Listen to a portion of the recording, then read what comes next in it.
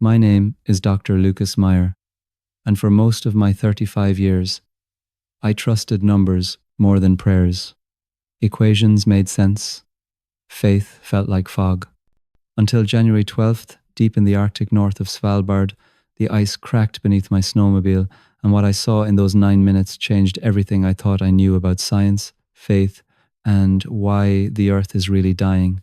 But I'm getting ahead of myself. Let me take you back to that morning. The horizon was a sheet of blue glass stretching forever. Our instruments hummed, recording another record warm winter. I remember thinking, so this is what dying beauty looks like, majestic, measurable. We had been tracking methane leaks, ancient gas escaping from permafrost that should have stayed frozen for millennia. It was data worth millions in grants and headlines, but none of it felt like victory anymore. Science had become survival math. Each discovery was another obituary written in Celsius. Still, I pressed on because admitting helplessness wasn't in the job description. The truth was, I'd stopped loving the Earth years ago. I just wanted to prove I was right about it. And that's when everything changed. The wind picked up, a low groan rolling beneath the sled, like the sound of something alive. I accelerated, following the GPS marker toward the drilling ridge. Beneath the surface, a fissure was widening, a slow-motion heartbeat of failure. The ice moaned once more, louder. Then it broke. The machine plunged. Cold water slammed into me, driving the breath from my lungs. The shock should have been agony, but it was quiet. Sound vanished. Light dimmed. Through the frozen veil above, I saw the sun fracture into colors, green, violet, silver like heaven hiding inside the spectrum. I reached upward. My glove brushed the underside of the ice. The surface blurred. Everything slowed. The last thing I felt was the pulse of the planet itself, beating against my chest as if to say, we are both out of time. Then, light warm rising from below, calling me by name. The cold took me faster than fear. One heartbeat, and my body stopped fighting. Every nerve surrendered to the water's weight. The silence beneath the ice wasn't empty. It was absolute, a cathedral without sound. I drifted downward, watching my last bubbles spiral toward the dim light above. They looked like tiny worlds rising, each one containing a life I'd been too busy to notice. When the final breath left my lungs, I expected terror. Instead, there was awe. The pressure that should have crushed me lifted. The pain vanished. The freezing water no longer touched me. It passed through as if I were made of light instead of flesh. Then I saw myself a dark figure sinking in slow motion, limbs outstretched like a marionette whose strings had been cut. My parka drifted upward. My body fell away. I felt no panic watching it go. It was like watching an experiment finish, collecting data, complete, conclusive, irrelevant. Above, I could see the hole where I'd broken through. The edges glowed faintly, as if the sunlight itself had grown curious. Through that pale window I saw movement, my team running, shouting, dropping to their knees. Their voices didn't reach me, but their urgency shimmered through the ice as light, not sound. Every flash of their headlamps pulsed in rhythm with something deeper, a heartbeat, not mine, but the Earth's, steady, patient, ancient.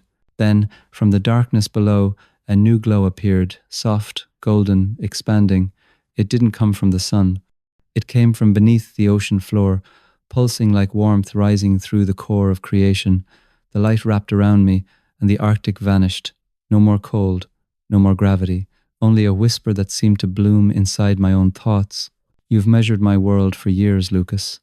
Now come see what it feels. The light opened wider, and I followed.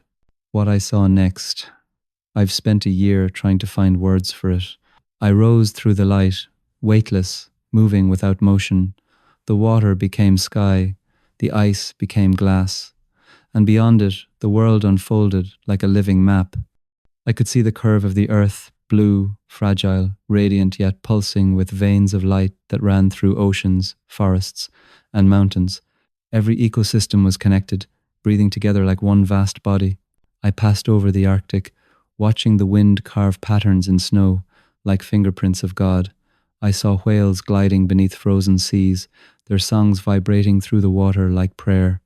Each sound, each shimmer, seemed part of a symphony I had spent my life recording but never truly hearing. Data had been my language, but this was the dialect of creation. Below me, coral reefs pulsed in colour, forests shimmered with chlorophyll light. The air itself glowed with microscopic life, invisible to the naked eye, yet dazzling here. Even the tiniest plankton sparkled like stars. And in that moment I understood something no equation had ever told me. Creation wasn't a system, it was a soul. The beauty wasn't random. It was relational, every particle responding to love like a tide. The earth wasn't dying. It was crying, longing to be remembered by the ones it had fed, clothed, and carried.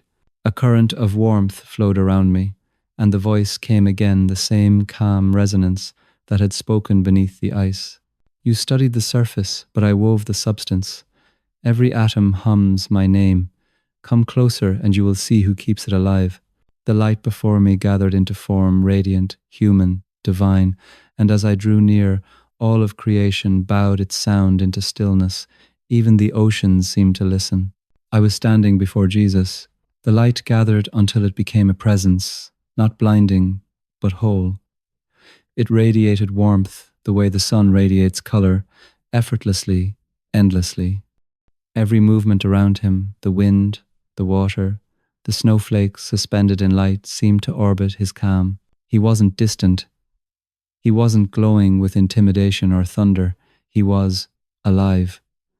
Every glance from him carried both the sorrow of the world and the joy of its birth. He looked at me the way light looks at a window, not to see through it, but to fill it. I fell to my knees without being told.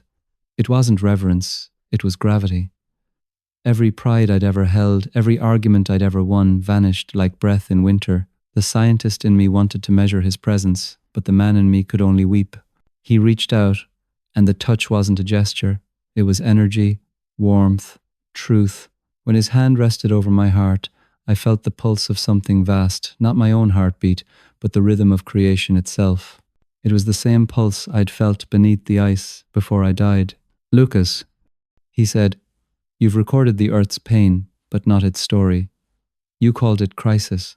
I call it consequence. What melts is not just ice, but mercy frozen by indifference." His words unfolded in layers of meaning I could feel more than hear. Creation reflects its caretakers. When hearts grow cold, glaciers follow. When love burns bright, life returns. The planet you studied isn't ending, it's echoing the human soul. Wait, what did he just say? The earth isn't dying because of carbon emissions? The warmth of his light spread outward, and I saw galaxies forming, tides moving, seasons turning, everything in creation, orbiting one eternal heartbeat. I realized then he wasn't just in nature, nature was in him, and for the first time I felt small, not insignificant, but rightly sized in a universe I'd spent my life trying to control instead of adore. But then he showed me something that shattered every theory I'd ever published. The light around us shimmered, then folded into scenes, moments of my life suspended like glass spheres in the air. They weren't arranged by time or success. They pulsed according to love. The first sphere glowed golden. I was 8 years old, standing barefoot in summer rain, laughing as thunder rolled across the valley. Every drop shimmered with meaning. Back then, the world had felt alive, each storm, each gust, a language I somehow understood. Jesus smiled beside me. "This is when you still listened," he said. "You felt creation sing." The next image darkened. College. I was presenting my first paper on climate modelling, proud of how the room listened. But my voice in that memory sounded sharp, more performance than purpose. I watched myself dismiss a student who asked whether faith could coexist with science. "Superstition doesn't fix data," I'd said. The light in that scene dimmed until even my reflection looked cold. Then another moment, an awards ceremony, applause flashing like camera bulbs. I smiled, shook hands, and accepted the grant that would fund years of research. But standing here, I saw what I hadn't then, the janitor in the back row clapping slower than everyone else, the man who'd cleaned our lab for a decade without acknowledgement. In heaven's light, his quiet kindness burned brighter than my trophies. The review kept flowing, my team arguing over funding while a glacier behind us fractured into the sea. The day I ignored my mother's call because I was too busy saving the planet. Each image carried weight, not condemnation, but consequence. Every prideful choice left ripples across lives, across ecosystems. I turned to Jesus, trembling. I thought I was helping, I whispered. He placed a hand on my shoulder. You were measuring symptoms, not healing wounds. The spheres of memory dissolved into light, leaving only peace behind, peace born from truth, finally told without defense. Then he showed me what the earth has been trying to tell us for decades. The light surrounding us deepened into blue and green, swirling like oceans seen from orbit.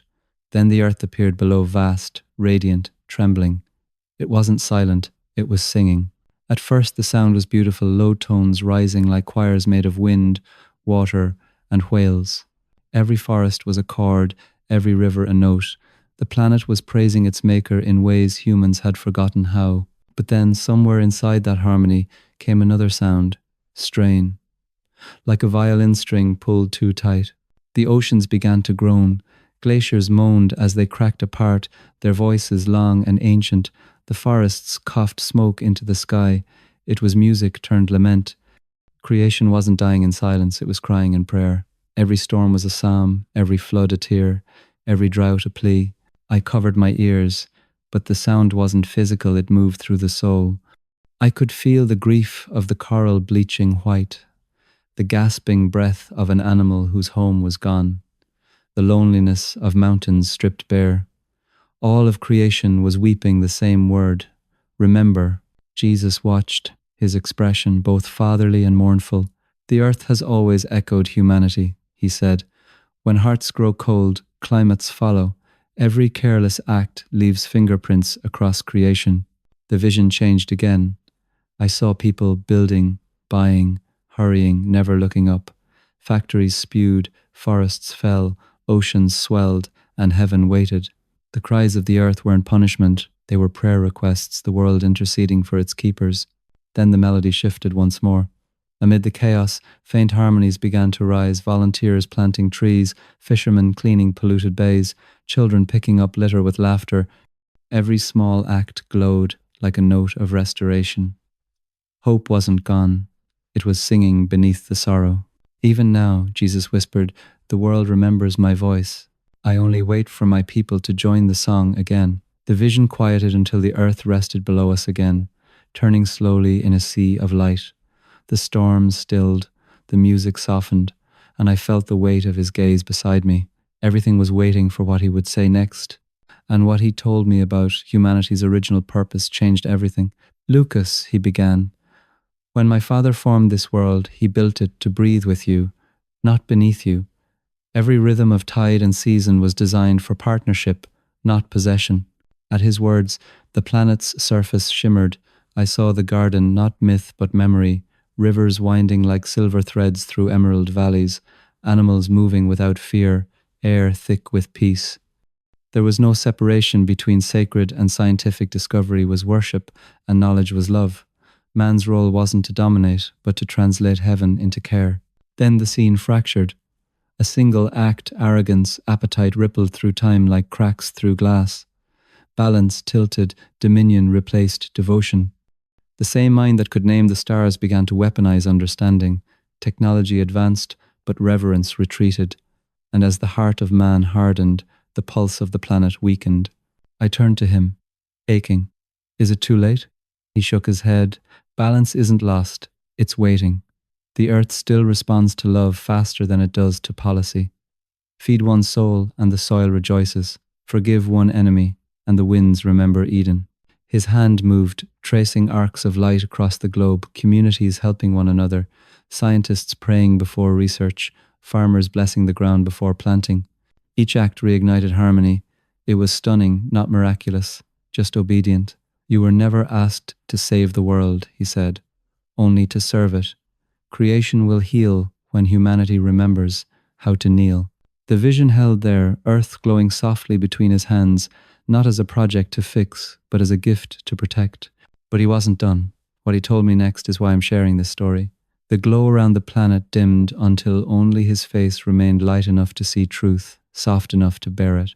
He looked at me the way a teacher looks at a student who finally understands the lesson not from reading, but from living. "Lucas," he said, "you searched for answers buried in ice, but truth has always been alive. You divided the sacred from the measurable, but in my kingdom they were never separate. The microscope and the miracle are both windows to the same light." His words struck deeper than any revelation. I had built a career proving what was wrong with the world, yet never once paused to wonder who was trying to make it right. All my theories, my warnings, my reports, none had changed hearts. Because numbers can't do what love does. "Go back," he said. "Speak where faith and science have grown suspicious of each other. Tell them truth without compassion hardens into arrogance, and compassion without truth melts into delusion. Both must hold hands if creation is to survive." As he spoke, images flickered across the light, scientists kneeling in prayer before expeditions, churches funding environmental work, classrooms where scripture and data coexisted without fear. The scenes weren't fantastical, they were possible. And I realized his plan didn't depend on miracles, but on humility. "Lord," I whispered, "they won't believe me. They'll say it was hypoxia or hallucination." He smiled, not to dismiss my doubt, but to dissolve it. "You are not returning to prove heaven. You are returning to remind them they've been walking through it all along. Creation isn't evidence of me, it's the echo of my voice still speaking." The light pulsed brighter, wrapping around me like warmth, returning to a body. "Go, Lucas. Teach them that reverence is the truest form of research." The world tilted, and I felt myself falling not into darkness, but back into breath. The light folded in on itself, like a tide retreating to the horizon. I felt motion, not falling, but condensing. Warmth gave way to cold. Peace gave way to gravity. Then, suddenly, weight, pressure, sound. Air rushed back into my lungs like a storm. I coughed, gasped, clawed for breath. Hands gripped my jacket, pulling me upward through shards of ice. My team was shouting my name, muffled voices breaking into sobs. The sky above burned with pale winter light, and for the first time, I could feel it. They said later, my heart had stopped for 9 minutes. 9 minutes of nothing, but it wasn't nothing. It was everything. They wrapped me in blankets, shouting over the wind. One medic pressed his ear to my chest, whispering, "He's back." But the heartbeat he heard wasn't just mine. It was the Earth's steady, faint, familiar. As the helicopter carried me toward the research base, I stared out through the frost on the window. The snow below shimmered like powdered glass, sunlight bending across the frozen sea. I realized I was looking at the same landscape I'd studied for years, yet it had never looked back at me until now. Everything felt alive. The ice, the clouds, even the air between them. And within that stillness, I could hear a whisper echoing through the wind, the same voice I'd heard in the light. "Welcome back, Steward." Tears blurred my vision. For the first time in my career, I didn't feel like a scientist observing creation. I felt like part of it. When we landed, they said I was lucky. I shook my head and whispered, "No, I was loved." I looked out at the ice one more time, and beneath its silence, I could still feel that rhythm, a pulse of mercy beating beneath the frozen world. It's been almost a year since the ice took me. The scars on my hands have faded, but not the mark that moment left on my soul. I still teach, still publish, still walk into lecture halls filled with graphs and screens. But now, before every presentation, I pause, I look at the charts showing a world in distress, and I pray, not for data, but for discernment. I used to think the planet was crying because of carbon. Now I know it's crying because of us. Not our industry, but our indifference. Not our inventions, but our ingratitude. People ask what I saw when I died, expecting theology or proof. I tell them I didn't find religion, I found relationship. I met the one who authored both the atoms I studied and the soul I ignored, and he told me something simple, something I can't unhear. Creation doesn't need your control, Lucas. It needs your care. I see that care now in small things, the janitor watering a dying plant in the hallway, a child picking up trash beside her father, a fisherman returning the first catch to the sea. Each act is a prayer louder than politics. Each one rewrites despair into devotion. We keep asking how to save the world. Maybe the better question is how to serve it. Because every time we honor creation, we honor its creator. Every time we heal the earth, we heal something human in ourselves. The climate is changing, yes, but so can we. And if love could melt a heart like mine, perhaps mercy can melt a world of ice. I tell my students now, the earth isn't ending. It's echoing, waiting for us to remember the song we were created to sing. And that song?